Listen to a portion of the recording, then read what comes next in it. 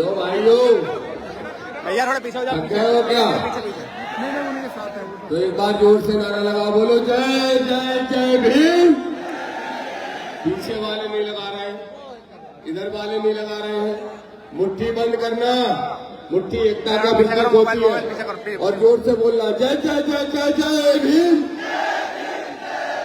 जय जय जय जय जय भीम।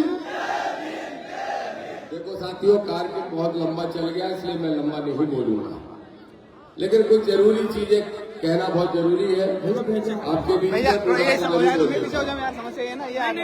हमारे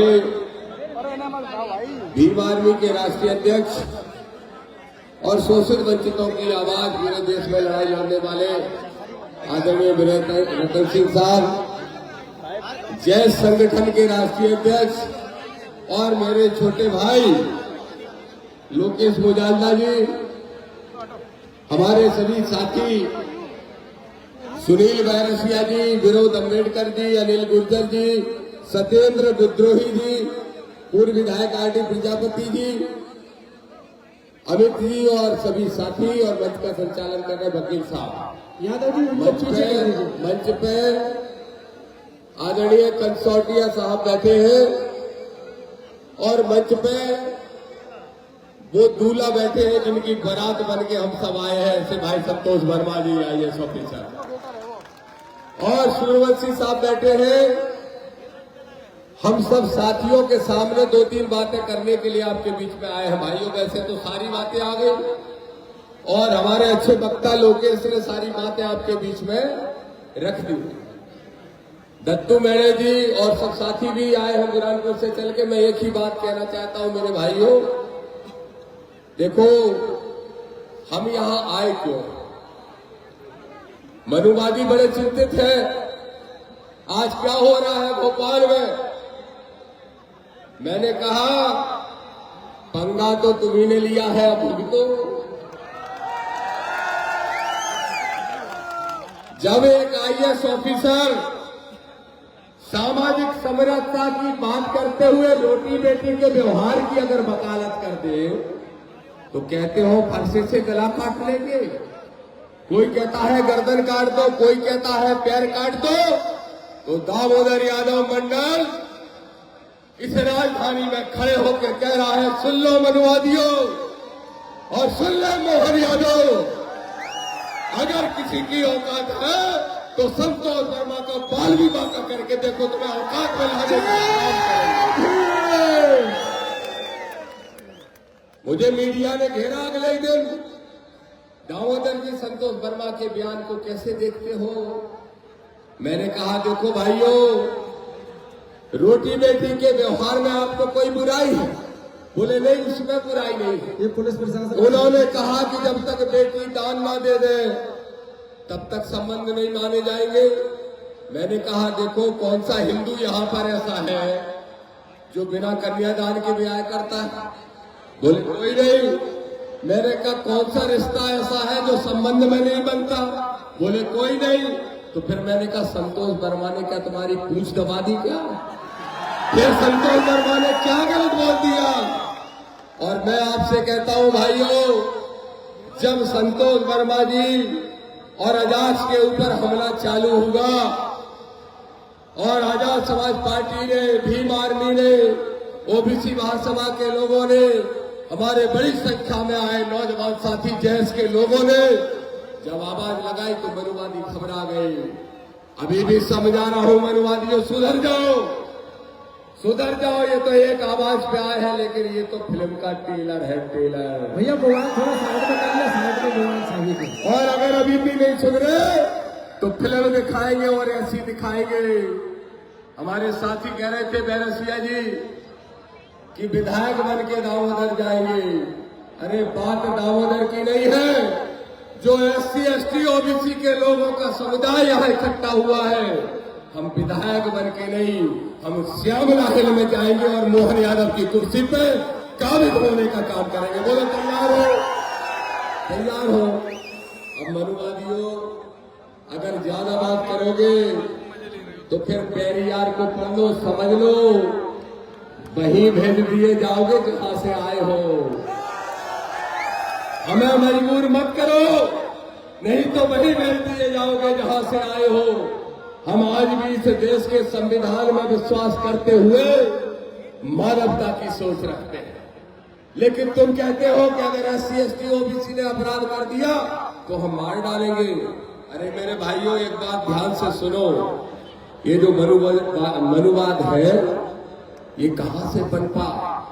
ये मनुवाद का अगर सबसे बड़ा कोई सुरक्षा कवच है तो ये हिंदू धर्म है, हिंदू। मैं पूछना चाहता हूं मेरे भाइयों, जरा जवाब दो। मेरे भी सरकारी रिकॉर्ड में लिखा है दामोदर यादव कौन है? हिंदू है, धर्म के नाम पे लिखा है। लेकिन मैं OBC के लोगों से, ST के लोगों से, SC के भाइयों से पूछना चाहता हूं, जरा जवाब दो। क्या आपको ऐसा धर्म चाहिए जो कथा पढ़ने पे आपकी चोटी काट लेता हो? क्या आपको ऐसा धर्म चाहिए जो छोटे से झगड़े में किसी की चोटी उखाड़ देता हो? अरे मेरे यादवों, तुमसे भी कहना चाहता हूं यादवों, सुन लो, दामोदर मंडल कह रहा है, सुन लो मेरे यादवों, जानबूझ के तुम्हारी ही चोटी उखाड़ी जा रही है। और मालूम, रीवा में जो रोहित की चोटी उखाड़ी, वो रोहित की चोटी नहीं, मनुवादियों ने मोहन यादव की चोटी उखाड़ने का काम किया है। अरे मोहन बाबू, फिर भी गूंगा बन के बैठे हो। मैं जानता हूं तुम्हारी औकात, मैं जानता हूं तुम्हारी हैसियत। तुम मुख्यमंत्री के पद पर सिर्फ नाम के लिए बैठे हो। असल में तुम इस घर के मालिक नहीं, किराएदार हो, जिस दल की तुम राजनीति कर रहे हो। और बताओ मेरे भाइयों, दामोदर की बात अगर सही है तो आवाज से आवाज लगा के बताओ, क्या हम अगला शासक किराएदार को बनाएंगे कि अपने मालिक को बनाने का काम करेंगे? मेरे भाइयों, रोज अपमान हो रहा है। पहले एट्रोसिटी एक्ट जब बना था, जब बाबा साहब ने सोचा था, कल्पना करी थी, तो सिर्फ SC और ST के भाइयों के लिए बनाया था। उनने तो सोचा ही नहीं था कि कुशवाहा को मंदिर में पैर धुलवा के पिलवाएंगे पंडित जी। उनने तो सोचा नहीं था कि जाटव को पेशाब छिटाई जाएगी। और उनने तो सोचा नहीं था कि लोधी को, कुर्मी को, पाल को, कुशवाहा को, गुर्जर को जातिगत गालियां दी जाएंगी। अरे मेरे पिछड़े वर्ग के भाइयों, ये आदिवासी भाई तो कब के सुधर गए? आदिवासी भाई कब के सुधर गए? ये मानते हैं बिरसा मुंडा को, ये मानते हैं बाबा साहब को, ये मानते हैं हमारे सारे उन महापुरुषों को। लेकिन पिछड़े वर्ग के लोगों, तुम किसको मानते हो? जवाब दो यादव, गुर्जर, दांगी, रावत, कुर्मी, लोधी, जवाब दो इस बात का। तुम किसको अपना माई बाप मानते हो? अरे मेरे पिछड़े वर्ग के भाइयों, जब तक मंदिर के घंटे से बाहर नहीं निकलोगे, जब तक स्कूल की घंटी नहीं पकड़ोगे, और जब तक बाबा साहब का सम्मान नहीं करोगे, तब तक जूते खाओगे, चोटियां उखड़वाने का काम करते रहोगे। इसलिए कहने आया है दामोदर यादव, किसी आदिवासी भाई पे पेशाब कर दी, चुनाव के पहले आदिवासी भाई पे पेशाब कर दी। हमारा भाई लोकेश मुजाल में खड़ा है, जय संगठन खड़ा है। मनुवादियों, तुमने मां का दूध पिया है तो अब किसी आदिवासी को छू के देखो तो मैं मार मार के भूत बनाने का काम है। और आज एक बात और कहूंगा, जल्दी खत्म करूंगा अपनी बात। देखो, मेरी लड़ाई जो है, क्या है मेरी इसलिए लड़ाई दामोदर की? आडंबर, पाखंड और अंधविश्वास के खिलाफ। और मैंने किसको टारगेट किया पता है? किसको? नाम बताओ, कौन सा बाबा है 28 साल का? कौन सा पर्ची वाला बाबा? देखो, छतरपुर में एक दुकान खोल के बैठा है, दुकान, आडंबर की दुकान, पाखंड की दुकान, और कहता है हम पूरी दुनिया का इलाज पर्ची से कर देंगे। अबे नालायक 28 साल के लड़के, अगर तेरे चमत्कार में तेरी दम होती तो दिल्ली से यात्रा में निकला और दूसरे दिन मुंह में थर्मामीटर लगा के क्यों बैठा था? खुद बीमार हो गया तो उसके मुंह में बुखार चेक करने वाला थर्मामीटर, और दाहिने हाथ में बीपी चेक करने की मशीन। मैंने तुरंत कहा, क्यों डॉक्टर को बुला रहा है? थोड़ा गोबर खा ले, थोड़ा गौमूत्र पी ले, अपने आप ठीक हो जाएगा। नहीं, लेकिन गौमूत्र तुमको पिलाएंगे मेरे पिछड़े वर्ग के लोगों, और इसलिए पिलाएंगे ताकि तुम शिक्षा जैसी शेरनी का दूध ना पी सको। मेरे भाइयों, तुम्हें जगाने के लिए आया है तुम्हारा भाई दामोदर। कब तक जिएगा? मर जाएगा किसी दिन दामोदर, मर जाएगा किसी दिन विनय रतन, मर जाएंगे किसी दिन लोकेश मुजाहिद, सुनील बैरसिया, मर जाएंगे मेरे भाई चंद्रशेखर आजाद। तुम कब जागोगे? रोते रहोगे, मूर्तियां लगाते रहोगे और बाद में फोटो चढ़ाते रहोगे। मेरे भाइयों, जाग जाओ। 2028 में इसी भोपाल में नीला झंडा गाड़ के बाबा साहब का संविधान लागू करने का काम करना है और अपनी सरकार बनाने का काम करना है। एक और बात कह के अपनी बात समाप्त करूंगा। धीरेन्द्र शास्त्री तो जैसा है सो है, उसका एक गुरु है। गुरु ने टकला तो बहुत छोटा सा है, उत्तराखंड का है, चाहे जब लेंगे उसको, चिंता मत करो। एक गुरु है उसका, ऐसे ऐसे करता है, ऐसे ऐसे, देखा? उसकी ट्यूबलाइट खराब है, दोनों खराब है। कभी तो कहता है कि पत्नी इंजॉयमेंट का साधन है, बस इंजॉय कर लो पत्नी से। अबे नालायक, तूने शादी नहीं की, तुझे कैसे पता पत्नी इंजॉयमेंट का है कि नहीं? इसका जवाब दे सकता है क्या? जब तूने शादी नहीं की तो तुझे पत्नी का एंजॉयमेंट कैसे पता? और दूसरा सवाल, लोग कहते हैं संतोष वर्मा ने बच्चियों का, महिलाओं का अपमान कर दिया। संतोष वर्मा सामाजिक समरसता की बात करे तो अपमान, और वो अंधाचार जब इस देश की नारी शक्ति को मनोरंजन का साधन बताता है। उसका ही शेष धीरेन्द्र शास्त्री कहता है प्लॉट खाली है, अगर सिंदूर नहीं भरा है तो कब्जा कर लो। ये महिलाओं के बारे में बोलता है। और कल क्या कह रहे हैं? एक देवकी नंदन नाम का कोई नया नालायक आया है मार्केट में, आया है। मालूम क्या कह रहे? बोले हमारे बच्चे तो शारीरिक संबंध बनाने की जरूरत नहीं, हम मंत्रों से ही पैदा करते हैं। मैंने कहा कैसे करते हैं भाई? ये मंत्रों से बच्चे कैसे पैदा करते हैं? बोले हम जंगल में रहते थे, तपस्या करते थे, टाइम ही नहीं मिलता था घर जाने का। तो दामोदर पूछ रहा है देवकी नंदन तुझसे भी और धीरेन्द्र शास्त्री तुझसे भी, ईमानदारी से बताओ मंत्र से ही पैदा हुए कि कहीं और से पैदा हुए? क्योंकि मंत्र से पैदा कोई नहीं हो सकता है, आप भी जानते हो, विज्ञान भी जानता है। इसलिए दामोदर यादव कहने के लिए आया, मेरे भाइयों, मेरे ओबीसी के भाइयों, अपमानित होना बंद कर दो। ठीक कहा लोकेश ने, जब दलित पे आपत्ति आए तो पिछड़ा लड़े, और जब पिछड़े पे संकट आए तो आदिवासी लड़े, और कोई आदिवासी को अपमानित करे तो तीनों भाई एक साथ ऐसे खड़े हो जाए जैसे आज खड़े हैं। ये शपथ लेके जाओ, एक कसम खा के जाओ मेरे भाइयों। मैं आपसे कह रहा हूं, इंद्रगढ़ की सभा में, संसद के अंदर शोषित वंचितों की आवाज हमारे भाई चंद्रशेखर आजाद जी ने कहा। क्या कह रहे हो? संतोष वर्मा को मारोगे? कितने संतोष वर्मा मारोगे? हर घर से संतोष वर्मा दामोदर मंडल निकलेगा। और मैं तो कह रहा हूं, इस राजधानी में खड़े होके, मोहन यादव दामोदर अम्बेडकरवादी यादव है और तुम मनुवादी यादव। और अम्बेडकरवादी की जब मनुवादी से लड़ाई होगी तो मोहन हारेगा, आपके दम पे आपका बेटा दामोदर जीतेगा और आडंबर पाखंड को हराने का काम करेगा। बस यही बात कह के एक लास्ट बात कहता हूं।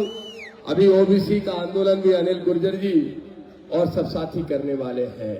मैं उनसे पूछना चाहता हूं, मेरे भाइयों बताओ जरा, ओबीसी को 13% होल्ड हटाने की बात हो रही है, हम भी फेवर में हैं, हम भी फेवर में हैं कि 13% होल्ड हटना चाहिए।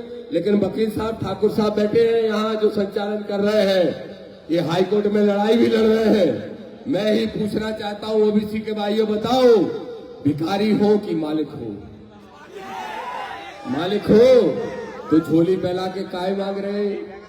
जिसकी जितनी संख्या भारी उसकी उतनी, तो 52% से कम पे समझौता ओबीसी नहीं करेगा। इसलिए हमारे अनिल गुर्जर और सब साथियों से कहूंगा कि जब लड़ाई लड़ने बैठो 30 तारीख को तो 52 की मांग करना और 13% होल्ड हटाने की मांग करना। आखिरी बात और कसम दिला दूं आप सबको, बोलो बाबा साहब की स्टेच्यू ग्वालियर हाईकोर्ट में कौन कौन लगवाना चाहता है? हाथ उठाएगा, जरा मीडिया वाले रिकॉर्ड कर ले। ग्वालियर हाईकोर्ट परिसर में हमारे माई बाप, हमारे संविधान के निर्माता बाबा साहब डॉक्टर अम्बेडकर की मूर्ति लगाने की हम आज शपथ लेते हैं। सुन ले मोहन यादव की सरकार, 14 मार्च के पहले या तो खुद मूर्ति की स्थापना कर दे, नहीं तो आजाद समाज पार्टी, भीम आर्मी, जय संगठन, ओबीसी महासभा सहित सारे साथी जाके ग्वालियर हाईकोर्ट में खुद बाबा साहब की मूर्ति लगाने का काम करेंगे। सहमत हो सारे? सहमत हो? बोलो शपथ लेते हो कि नहीं लेते हो? और आखिरी में एक बात और कह के अपनी बात समाप्त करता हूं मेरे भाइयों। ये जो बड़े दलों की बात हो रही है, मैं किसी दल का नाम नहीं लूंगा, सब दल के लोग बैठे होंगे शायद। क्यों प्रजापति जी, विधायक जी, सब दल के लोग बैठे हैं क्या यहाँ? बड़े दलों के भी बैठे हैं? अच्छा चलो, ऐसे नहीं पूछता, ऐसे पूछ लेता हूँ, चोर चोर मोसियाते भाई हैं वो भी बैठे हैं क्या? नहीं। मैं क्यों कह रहा हूं, जब धीरेन्द्र शास्त्री गैर संवैधानिक यात्रा निकालता है सत्ता के संरक्षण में, तो मुख्य विपक्षी दल चुप रहता है। जब बाबा साहब की स्टेच्यू नहीं लगती तो मुख्य विपक्षी दल चुप रहता है। जब आदिवासी के सिर पर पेशाब की जाती है, जब कुशवाहा को पैर धुल के पिलाया जाता है, जब जाटव को पेशाब पिलाई जाती है, जब यादव की चोटी उखाड़ी जाती है, तब मुख्य विपक्षी दल चुप रहता है। तो हम बनेंगे मुख्य विपक्ष और हम ही बनेंगे सरकार। हम सब मिलकर बनाएंगे इस मध्य प्रदेश में नई सरकार, ये कहने के लिए आए हैं। मैं अपनी बात को समाप्त करूंगा, बस इतना कह के, बड़े दल के लोगों ने, किसी ने कह दिया, बोले हिंदू धर्म के खिलाफ उसने बयान दे दिया। दामोदर यादव भी यहां ऐलान करता है, ए मनुवादियों, जिस धर्म की बात करते हो वो तुम्हारे बाप का धर्म है। तुमने बनाया है अपनी जाति का वर्चस्व बनाने के लिए, तो दामोदर आज से ऐलान करता है। 6 दिसंबर को दामोदर ने बाबा साहब के परिनिर्माण दिवस पे ऐलान किया था कि दामोदर यादव की जगह दामोदर मंडल लिखेगा। लेकिन आज दामोदर यहां खड़े होकर ऐतिहासिक जगह पे कह रहा है, सुन ले मोहन यादव मनुवादी और गुलाम मोहन यादव मनुवादी, मनुवादियों का गुलाम मोहन यादव सुन ले। कहता है अम्बेडकरवादी दामोदर यादव, अगर हिंदू धर्म की पहचान ओबीसी एसटी का अपमान करने की है तो दामोदर ऐसे हिंदू धर्म को छोड़ने के लिए तैयार है। और दामोदर का धर्म अगर आज से कुछ होगा तो वो होगा मानवतावाद का धर्म, और दामोदर का अगर गीता कुरान कुछ होगा तो वो होगा बाबा साहब का संविधान। जय भीम, जय भारत। आप सभी को बुलाओ।